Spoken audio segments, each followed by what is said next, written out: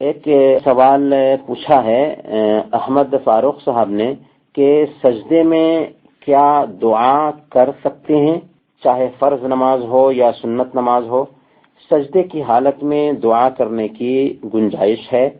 البتہ یہ دعا اپنی زبان میں کر سکتے ہیں یا نہیں کر سکتے ہیں تو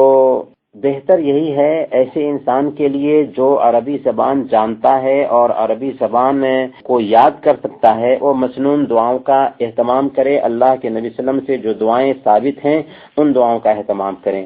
جو دعا چاہے وہ اختیار کرے۔ البتہ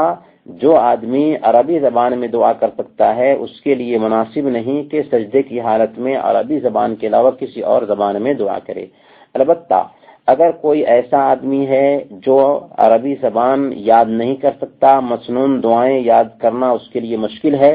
تو ایسے آدمی کے لیے اس بات کی گنجائش پائی جاتی ہے کہ وہ سجدے کی حالت میں اپنی زبان میں دعا کر لے،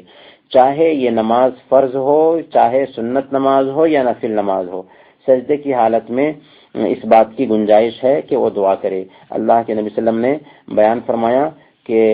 اما السجود فاکثروا فیہا من الدعاء فقمن ان یستجاب لکم، کہ سجدے کی حالت میں زیادہ سے زیادہ دعا کا اہتمام کرو کیونکہ یہ زیادہ قریب ہے کہ تمہاری یہ دعا سجدے کی حالت میں قبول کر لی جائے۔ تو سجدے کی حالت میں اس تفصیل کے ساتھ میں اجنبی زبان میں دعا کر سکتے ہیں۔